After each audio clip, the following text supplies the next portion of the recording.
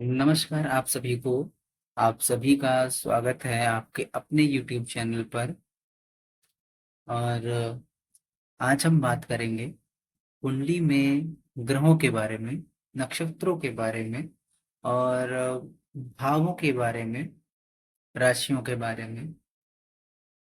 तो सबसे पहले तो अपना कॉपी पेन लेकर तैयार रहिएगा। जो जो मैं बताता जाऊंगा वो चीजें लिखते जाइए।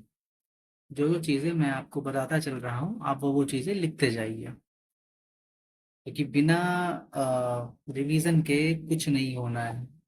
जो मैं कहूँ उसे नोट डाउन करिए, उसका रिवीजन भी करिए। तो सबसे पहले जो भी सीरियस लोग हैं, ज्योतिष सीखने के लिए सीरियस हैं, इस चैनल को सब्सक्राइब करें। डिस्क्रिप्शन में मैं इंस्टाग्राम का लिंक दे दूंगा। वहां पे मैं कई कुंडलियां शेयर करता रहता हूँ जहाँ पे आपकी प्रैक्टिस होती रहेगी। चलिए शुरू करते हैं। सबसे पहले हमारे वैदिक ज्योतिष में ग्रहों की संख्या 9 है। वैसे तो विज्ञान कहता है कि कुल 8 ग्रह हैं। 9 नंबर का प्लूटो था, प्लूटो को हटा दिया गया है। लेकिन आज के समय में ज्योतिष में प्राचीन काल से ही 9 ग्रहों को मान्यता दी गई है, जिसमें आपका सूर्य, चंद्र, मंगल, बुध, बृहस्पति या गुरु, शुक्र, शनि और दो अन्य छाया ग्रह राहु और केतु। ये आपके कुल 9 ग्रह हैं। नोट डाउन करते रहिए। आपके कुल 9 ग्रह हैं। इनके साथ साथ आपकी कुल 12 राशियां हैं। कौन कौन सी?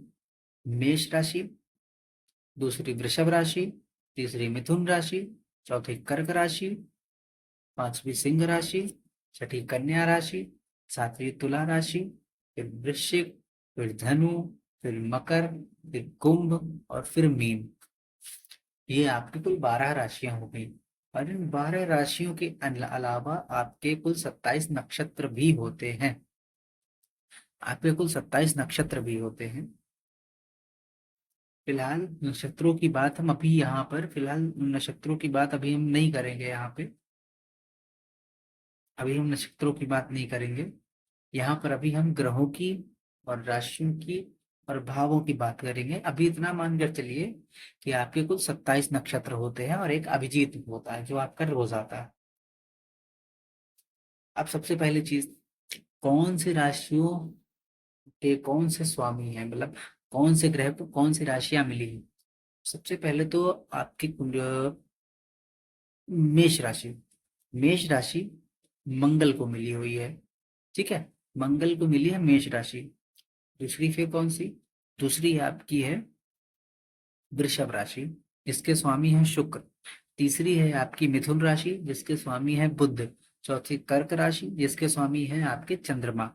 सिंह राशि के सूर्य, कन्या राशि के बुध, तुला राशि के शुक्र फिर से हो गए, वृश्चिक के फिर मंगल और धनु के फिर गुरु हो गए आपके, मकर राशि के शनि, कुंभ राशि के फिर शनि, मीन राशि के फिर गुरु।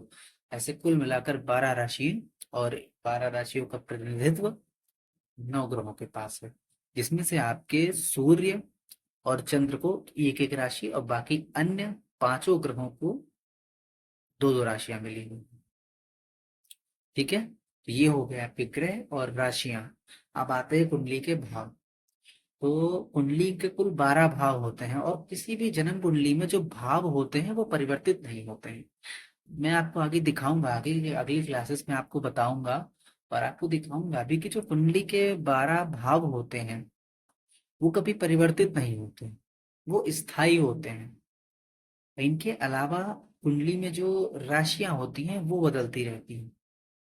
जैसे 1 नंबर, 2 नंबर, 3 नंबर, इसीलिए राशियों को नंबर से याद करिएगा, क्योंकि कुंडली देखते समय राशियों के लिए बहुत महत्वपूर्ण जो चीज होती है वो होते हैं नंबर। वो नंबर से लिखी जाती है। कभी भी भाव में राशियां नाम के साथ नहीं लिखी जाएंगी। हमेशा अगर एक कुंडली है और उस कुंडली में जो नाम एक नंबर लिखे होंगे राशियों के, वहां कभी नाम से राशियां नहीं लिखी जाती। पहला भाव पहला भाव रहेगा, दूसरा भाव दूसरा रहेगा, भाव चेंज नहीं होंगे, राशियां चेंज होगी। ये समझने की गलती कभी मत करिएगा कि पहला, अगर पहले खाने में आपका 1 नंबर लिखा हुआ है तो वो पहला भाव हो गया। अगर वहां 2 नंबर लिख गया तो क्या वो दूसरा भाव नहीं हो गया? 2 नंबर लिख गया, इसका मतलब है कि दूसरे नंबर की राशि वृषभ राशि लग्न में बैठी है। उत्तर दिशा में वृषभ राशि उदय हो रही थी जब बालक का जन्म हुआ। इसका अर्थ यहाँ पर ऐसे समझिए। और वृषभ राशि के स्वामी शुक्र हुए तो लग्नेश हमारा कौन सा हो गया? शुक्र। और कुंडली में चंद्रमा जिस राशि पे बैठा होगा वो उसके जन्म की राशि होती है। ठीक है। तो ऐसे हम राशि और लग्न को निकालते हैं। अब यहाँ बात आती है कि जो आपके राशियां होती हैं और जो ग्रह होते हैं इनको छोड़ के जो आपके भाव हैं, राशियां हो गई, ग्रह हो गए। अब आपके जो भाव हैं कुंडली पर, कौन से भाव से क्या विचार किया जाता है? ठीक है। कौन से भाव से क्या विचार किया जाता है? वैसे वीडियो थोड़ा लंबी हो जाएगी, तो इसमें आप सीखने पे फोकस करिए, क्योंकि जितना आप सीखेंगे, बेसिक अपना क्लियर करेंगे, आपके लिए उतना अच्छा है। जितना आपका बेसिक क्लियर होगा उतना आप अच्छे से चीजों को समझ पाएंगे और फलादेश करने में आसानी होगी। ठीक है। सबसे पहले 12 भावों को समझने से पहले मैं आपको ग्रहों की प्रकृति और ग्रहों के बारे में कुछ बता दूं, उनका स्वभाव क्या होता है। सबसे पहले आता है आपका सूर्य ग्रह। तो सूर्य ग्रह में यह क्या कहा जाता है कि यह जो सूर्य ग्रह है यह पाप संज्ञक ग्रह है। यह पाप संज्ञक पूर्व दिशा का स्वामी, पुरुष जाति, रक्त वर्ण एवं पित्त प्रकृति का ग्रह है। स्नायु, आपके मेरुदंड, आपकी नेत्र आंखें, आपका हृदय आदि, ये जो सभी चीजें हैं, इन पे इसका विशेष प्रभाव होता है। इसके अलावा आत्मा, आपका सूर्य आत्मा का कारक ग्रह है। आरोग्य, स्वभाव, पिता, राज्य, देवालय, शोक, अपमान, कलह तथा रोग, अतिसार, जिसे हम बवासीर भी बोलते हैं, क्षय, मंदाग्नि, मानसिक रोग, नेत्र विकार आदि के संबंध में हम सूर्य से विचार करते हैं। और यह लग्न से सप्तम स्थान में बलि एवं मकर से 6 राशियों तक ज्येष्ठा बलि होता है। ठीक है, ये हो गए सूर्य के बारे में। तो ये सारी चीजें आप अपने पास नोट डाउन करते रहिए। जो चीजें मैं बोल रहा हूँ आप नोट डाउन करते रहिए, ये आगे बहुत काम आने वाली है। तो ये हो गया आपका सूर्य के बारे में। अभी जानते हैं चंद्र के बारे में। यानी देखिए, जो जो चीजें मैंने बताई हैं, अगर कुंडली में सूर्य कमजोर होगा और पीड़ित होगा और साथ में सिंह राशि भी पीड़ित होगी तो ये समस्याएं आपके साथ हो सकती। अब इसके बाद आता है आपका चंद्रमा। यह एक शुभ संज्ञक ग्रह है। ठीक है, पश्चिमोत्तर दिशा का स्वामी है। चंद्रमा आपका पश्चिम दिशा का स्वामी है। स्त्री जाति, श्वेत वर्ण एवं जलीय प्रकृति है। आपका जो चंद्रमा है इसकी जो प्रकृति है वो जल तत्व है। कर्क राशि जल तत्व राशि है। ठीक है, मैं राशियों के प्रकृति के बारे में आपको बाद में बताऊंगा, पहले ग्रहों को मैं क्लियर कर दूं। इसके बाद यह रक्त का स्वामी है। अगर चंद्रमा खराब है तो ब्लड में प्रॉब्लम आपको हो सकती है। तथा वात श्लेष्मा धातु वाला है। इसके द्वारा मन, चित्त वृत्ति, संपत्ति, माता पिता, निरर्थक क्रमण, राजकीय अनुग्रह, उदर पेट आपका, मस्तिष्क एवं शारीरिक स्वास्थ्य तथा कब्ज एवं जलीय रोग, स्त्री जन्य रोग, मानसिक रोग तथा पीनस रोग आदि के विषय में विचार करना चाहिए। यह लग्न से चतुर्थ स्थान में बलि तथा मकर से 6 राशियों तक ज्येष्ठा बलि होता है। और कृष्ण पक्ष की षष्ठी से शुक्ल पक्ष की दसवीं तक बहुत क्षीण रहता है। इस अवधि में इसे पाप ग्रह क्षीण माना जाता है। देखिए, चंद्रमा की कुंडली में 2 प्रवृत्तियां हैं। अगर आपकी कुंडली में चंद्रमा पूर्णिमा का चांद है तो वो आपके लिए शुभ है। और वहीं अगर चंद्रमा आपका अमावस्या का चांद है, कहते हैं अमावस का चांद क्षीण चंद्रमा होता है, वो अशुभ हो जाता है। चंद्रमा की दोनों प्रवृत्तियां होती है, शुभ भी होता है अशुभ भी होता है। इसके बाद बारी है आपकी मंगल की। तो यह आपका पाप संज्ञक दक्षिण दिशा का स्वामी है, पुरुष जाति है, रक्त वर्ण है, पित्त प्रकृति तथा अग्नि तत्व वाला है। यह उत्तेजक, तृष्णाकारक तथा दुखदाई है। ठीक है, इसके द्वारा धैर्य, पराक्रम, भाई बहन, शक्ति तथा रक्त संबंधी विचार करना चाहिए। यह तीसरे तथा छठे स्थान में बलि और दशम स्थान में दिग्बली होता है। चंद्रमा के साथ चेष्टा बली तथा द्वितीय भाग में बलहीन होता है। ठीक है। अब आती बुध की बारी। यह ग्रह नपुंसक ग्रह है। बुध को नपुंसक ग्रह माना जाता है क्योंकि यह इसका अपना कोई खुद का प्रभाव नहीं होता। यह जिस ग्रह के साथ बैठता है ये बच्चा ग्रह है। ये जिस ग्रह के साथ बैठेगा उस ग्रह के जैसा अपना रिजल्ट देने लगेगा। ठीक है। यह एक नपुंसक ग्रह है। नपुंसक संज्ञक उत्तर दिशा का स्वामी है। की दिशा कौन सी? उत्तर दिशा। और श्याम वर्ण है इसका। त्रिदोष तथा पृथ्वी तत्व वाला है। बुध खराब होगा तो आपको तीनों दोष होंगे, वात पित्त और कफ। ठीक है। और पृथ्वी तत्व है इसका। बुध का तत्व जो है पृथ्वी तत्व है। यह व्यवसाय, चिकित्सा, ज्योतिष। अब इसके द्वारा देखिए कौन कौन सी चीजें देखी जाती हैं। बुध अगर कुंडली में अच्छा है तो आप बिजनेस अच्छा कर लेंगे। चिकित्सा के क्षेत्र में जा सकते हैं। ठीक है। ज्योतिष, ज्योतिषी बन सकता है। शिल्प, कानून। ठीक है। चतुर्थ एवं दशम स्थान का कारक है। इसके द्वारा बुद्धि, भ्रम, विवेक, शक्ति, जिह्वा एवं तालु से उच्चारण किए जाने वाले शब्द एवं अवयव तथा गुप्त रोग, श्वेत कुष्ठ, गूंगापन, वात रोग, संग्रहणी आदि का विचार किया जाता है। जब भी कुंडली में बुध खराब होगा आपको स्किन रिलेटेड समस्याएं होंगी। राहु के साथ बुध बैठा होगा तब भी आपको त्वचा संबंधी रोग होंगे। तो ये हो गया आपका बुध का। ठीक है। अब यहाँ पे आपका बुध जो चतुर्थ स्थान में निर्बल होता है, ये जैसे ग्रह के साथ बैठता है मैंने आपको बताया उसी के स्वभाव का बनकर शुभ तथा अशुभ फल करता है। ठीक है। मतलब समझिए मैंने बताया कि जैसे राहु और केतु होते हैं वैसे ही बुध को भी समझिए। अब बारी आती है देवगुरु बृहस्पति की। यह एक शुभ संख्यक ग्रह पूर्व दिशा का स्वामी है। पीत वर्ण है इसका, आकाश तत्व है। यह हृदय की शक्ति का कारक है। इसके द्वारा पारलौकिक सुख, आध्यात्मिक सुख, घर, विद्या, पुत्र, पौत्र तथा शोक, गुल आदि रोगों का विचार किया जाता है। लग्न में बैठा बृहस्पति अभी तक चंद्रमा के साथ कहीं भी बैठा हुआ चेष्टा बलि हो जाता है। ठीक है। इसके बाद आती है शुक्र की बारी। यह ग्रह शुभ संज्ञक दक्षिण पूर्व दिशा का स्वामी है। श्याम गौरण वर्ण तथा जलीय तत्व वाला है। यह कफ, वीर्य। ठीक है। आदि धातुओं तथा काव्य संगीत वाहन, शैया, कामेक्षी पत्नी और आंख, वस्त्राभूषण आदि का कारक ग्रह है। इसके द्वारा सांसारिक सुख, व्यवहारिक सुख एवं चातुर्य का विवाह विचार किया जाता है। यदि जातक का जन्म दिन में हुआ हो तो इसके द्वारा उसकी माता के संबंध में भी विचार किया जाता है। यदि अगर व्यक्ति का जन्म दिन में हुआ है तो हम शुक्र से उसकी माता के बारे में भी जानेंगे।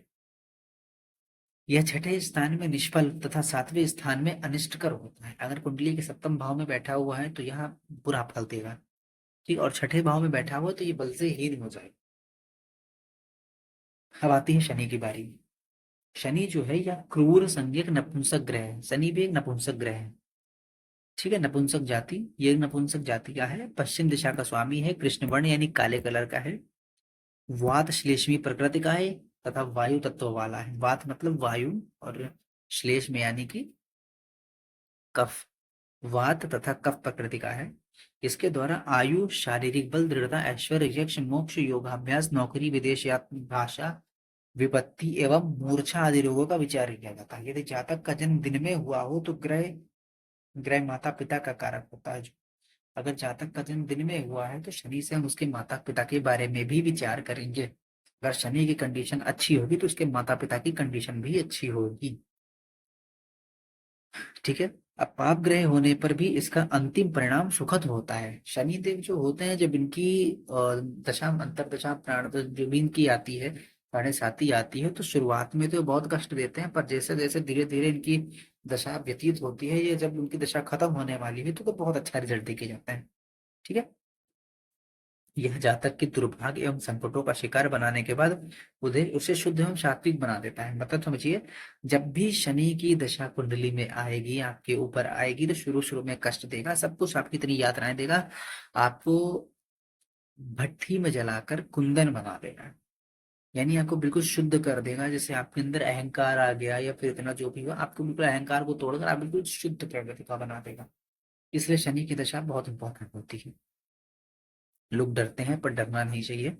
यह सप्तम स्थान में बली होता है तथा चंद्रमा अथवा किसी अन्य वक्री ग्रह के साथ रहने पर चेष्टा बली हो जाता है। ठीक है। अब आती है राहु की बारी, जिससे बहुत लोग आजकल बहुत ज्यादा लोग डरते हैं। यह ग्रह क्रूर संकेत दक्षिण दिशा का स्वामी है तथा कृष्ण वर्ण है। यह गुप्त गुप्त युक्ति बल कष्ट एवं त्रुटियों का कारक है। राहु जो होता है ये बाधाएं लाता है। ठीक है। यह जिस स्थान में बैठता है वहां की उन्नति को रोक देता है। प्रथम भाव में बैठा होगा, आपके दिमाग में ऐसा भ्रम बना देगा कि आप डिसीजन नहीं ले पाओगे। द्वितीय भाव में बैठेगा, परिवार में समस्याएं खड़ी कर देगा। तृतीय भाव में बैठेगा, संतान को, आपके भाई बहनों को समस्याएं देगा। द्वितीय भाव में बैठेगा अगर ये, तो आपकी वाणी को भी बहुत कड़वाहट वाला भर देगा। तृतीय में बताया भाई बहनों। चतुर्थ में बैठेगा तो जमीन प्रॉपर्टी विवाद में कुछ ऐसा आपको दे देगा। माता से कष्ट, माता को कष्ट दे देगा। पंचम भाव में बैठेगा, संतान से संबंधित समस्याएं देगा। प्रेम विवाह वगैरह में आपको, जो आपका मैरिड लाइफ है उसको डिस्टर्ब करेगा। आपकी पढ़ाई में बाधाएं देगा। आपकी बुद्धि को भ्रमित रखेगा। छठे भाव में बैठेगा, छठे भाव का जो राहु होता है शत्रुहंता युग बनाता है। अगर राहु खराब होगा तो कुछ कर्जा वर्जा आपके ऊपर हो जाएगा, लेकिन एक चीज है, राहु यहाँ बैठ के शत्रुहंता योग बनाता है। छठे भाव में राहु की स्थिति बहुत अच्छी मानी जाती है। सप्तम भाव में विवाह देर से होगा, पत्नी के साथ आपकी लड़ाई झगड़े होंगे, पत्नी के साथ आपको समस्याएं खड़ी कर देगा। अष्टम में बैठा हुआ, ससुराल से आपके संबंध अच्छे नहीं होंगे, लेकिन ससुराल से आपको लाभ दिलाएगा। ठीक है। नवम भाव में राहु आपके भाग्य को बहुत कमजोर कर देगा। आपके भाग्य को कमजोर करेगा और आपके ज्यादा चांसेस हैं कि आप दूसरे धर्म की ओर ज्यादा अट्रैक्ट होंगे और इंटर आप अ, दूसरे रिलीजन में अपनी शादी भी कर सकते हैं। ठीक है। दूसरे धर्म में आपकी ज्यादा रुचि होगी। दशम भाव में बैठकर आपके पिता को कष्ट देगा, आपके काम धंधे को सेट नहीं होने देगा, कर्म को आपके सेटलमेंट नहीं होने देगा। एकादश भाव में बैठा राहु थोड़ा सा अच्छा माना जाता है इनकम के लिए, आपको अचानक से धन लाभ करा देगा। ठीक है। 12वें भाव में जो राहु बैठा होता है वो कहीं ना कहीं पाप ग्रह है। हालांकि विदेश यात्रा का योग कहीं ना कहीं बनाता है, लेकिन पापक ग्रह है, इसलिए कहीं ना कहीं थाना पुलिस के चक्कर में आपको पड़वा देगा। ये हो गया राहु का 12 भाव में आपको फल। बाकी आगे मैं और भी बताऊंगा। या फिर आता है केतु। केतु के बारे में अगर बात करें तो यह ग्रह क्रूर संज्ञक उत्तर दिशा का स्वामी तथा कृष्ण वर्ण है। कुछ विद्वान इसे शुभ ग्रह भी मानते हैं। यह गुप्त शक्ति बल कठिन कर्म भय एवं त्रुटियों का कारक है। इसके द्वारा जातक के हाथ पांव और क्षुधा जनित कष्ट, माता माता पक्ष में आपका जैसे नाना पक्ष हो गया, एवं चर्म रोगों के संबंध में विचार किया जाता है। ये हो गए आपके कुल नवग्रह। ठीक है। अभी मैं जल्दी जल्दी से आपको क्लियर किए दे रहा हूँ। देखिए मैं जो जो चीजें बता रहा हूँ वीडियो को आराम से देखिएगा और ये सारी चीजें समझिएगा। ठीक है। अच्छे से समझिए और इनको नोट डाउन करते रहिए। अब मैं आपको बता रहा हूँ जो राशियां होती हैं उनके मैं आपको तत्व बता दूं। ग्रह आपके हो गए। ठीक है। अब मैं राशियों के बारे में बताता हूँ आपको। मैंने 12 राशियां बता दी कौन कौन सी होती हैं। अब इनके अलावा मैं राशियों के तत्व बता रहा हूँ। आपकी जो मेष राशि होती है अग्नि तत्व राशि होती है। ठीक है। अग्नि तत्व मेष राशि हो गई अग्नि तत्व। ठीक है। वृषभ राशि हो गई पृथ्वी तत्व। मिथुन राशि हो गई आपकी वायु तत्व। और कर्क राशि हो गई जल तत्व। ऐसे ही सिंह राशि फिर से हो गई अग्नि तत्व। कन्या राशि पृथ्वी तत्व। तुला राशि वायु तत्व। वृश्चिक राशि जल तत्व। फिर ऐसे ही आइए, धनु राशि अग्नि तत्व। मकर राशि पृथ्वी तत्व। कुंभ राशि वायु तत्व। मीन राशि जल तत्व। ये आपके सभी राशियां हो गई। ठीक है। अच्छे से नोट डाउन कर लीजिए, इनको लिख कर रख लीजिए, बहुत काम आने वाली है आगे। इसके बाद अब मैं शत्रु और मित्र ग्रहों की बात करूंगा। आपके सूर्य, मंगल, चंद्रमा, गुरु, ये चार ग्रह आपके देव ग्रह हैं। ठीक है। अब इनके अलावा शुक्र, शनि, राहु, केतु, ये आपके दानव ग्रह हैं। बुध आपका नपुंसक है, ये बुध बीच का है, बुध से किसी की कोई शत्रुता नहीं है, लेकिन मंगल और चंद्र को अपना शत्रु मानता है। ठीक है। बुध जो होता है वो मंगल और चंद्रमा को छोड़ के सबका मित्र है। ये चंद्रमा एक ऐसा एकलौता ग्रह है, चंद्रमा कभी किसी को कोई शत्रु नहीं मानता। चंद्र का कोई शत्रु नहीं। लेकिन बुध चंद्र को अपना शत्रु मानता है और मंगल को भी मानता है। इनके अलावा बुध की किसी से कोई शत्रुता नहीं है, मेरी बात समझिएगा, अच्छे से समझिए, सुनिए और इसको नोट कर लीजिए। देव ग्रहों की दानव ग्रहों के साथ नहीं बनती, और दानव ग्रहों की देव ग्रहों के साथ नहीं बनती। और देव ग्रह में कौन कौन से आते हैं मैंने आपको बताए, सूर्य, चंद्र, मंगल, गुरु, ये आपके देव ग्रह हो गए। और शुक्र, शनि, राहु, केतु, ये हो गए दानव ग्रह। दानव ग्रह की दानव ग्रहों के साथ बनेगी, और देव ग्रहों की देव ग्रहों के साथ बनेगी। ठीक है, इज दैट क्लियर? इतना नोट करके रखिए आपके पास। अब इसके बाद हम बात करेंगे राशियों की। मैंने राशियों की हालांकि आपको बता दिया है, ठीक है। इतना, और अभी मैं इतना डिटेल में नहीं जाऊंगा इन फ्यूचर, अभी आगे और मैं आपको डिटेल में समझाऊंगा। फिलहाल अभी इतना बेस अपना क्लियर करके रखिए, ठीक है। अभी मैंने जितना बताया, वीडियो बहुत लंबी हो जाएगी, तो अभी मैं राशियों को आपको बारे में आपको अगले वीडियो में बताऊंगा, और कौन सी राशि से क्या देखा जाता है और कितना क्या, और राशियों के बारे में, भावों के बारे में अगली वीडियोस पर चर्चा करेंगे। आज के लिए इतना ही। और जो जो मैंने बताया है उतना नोट डाउन करिए, उसको अच्छे से समझिए, लिखिए और उसको अच्छे से पढ़िए, ठीक है। उसको अच्छे से पढ़िए, ग्रहों की सारी प्रकृति याद कर लीजिए, और राशियों के तत्व बताएं वो याद कर लीजिए, 12 राशियों के नाम याद करिए, 9 ग्रहों के नाम याद करिए। और भावों के बारे में मैं आपको कल, और राशियों के बारे में भी कुछ चीजें जो आज रह गई हूँ मैं आपको कल क्लियर करूँ, ठीक है। तब तक अच्छे से पढ़ाई करिए, अच्छे से इस चीज को समझिए, और अच्छे से नोट डाउन करिए, ठीक है। तब तक के लिए जय श्री राम। आपका दिन शुभ हो। जय श्री राम।